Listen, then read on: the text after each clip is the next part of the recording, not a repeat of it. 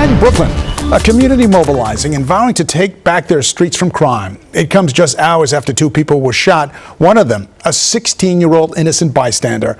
Eyewitness News reporter Tom Negavan reports from East Flatbush. We are out here to reduce gun violence in every way possible. What they're doing on this Brooklyn corner is not new. To lift up our brothers and our sisters. Residents and volunteers have been at this for a decade. Be safe, engage. Often scoring wins against violent crime, only to see it rise back up.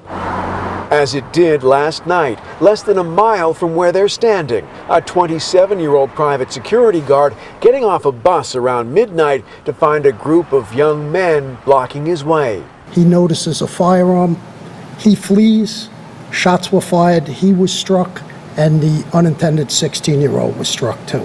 The 16-year-old, a girl minding her own business across the street. Both are expected to survive. We're giving out information. Locals heard the news, and here they are. So you meet them where they at, ask them the resources they need, and in that way we help feed how we're going to reduce the gun violence in a particular area. East Flatbush was making a lot of progress with violent crime, then a series of killings last year. So, as they hit the streets tonight, activists are reminded of just how quickly things can change.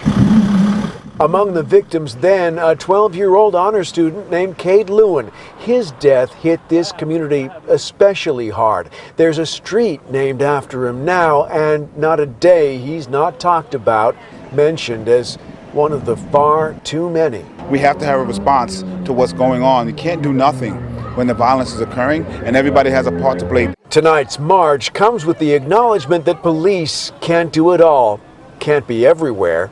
Right now, they're looking for surveillance video of last night's shooting. So far, no arrests.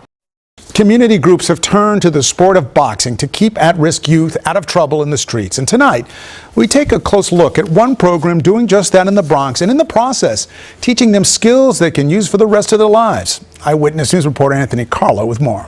Outside St. Barnabas Hospital's fitness center, the sweltering summer heat, life in general, is beating people up.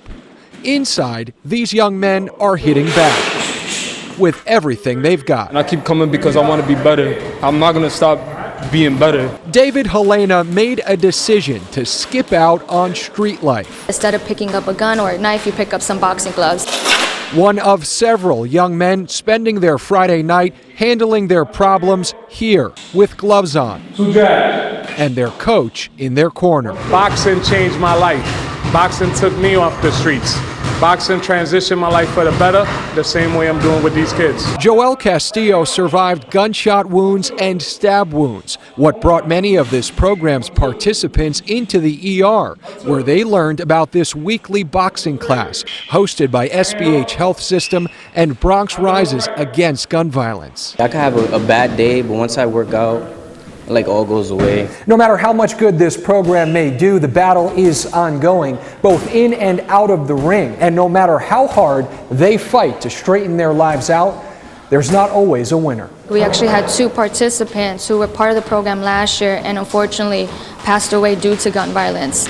And they were in the program, they were consistent. With every punch, the program looks to prevent another young life from being reduced to just a mural. Today I'm a different man than I was the day before. I finally did the change that I wanted to.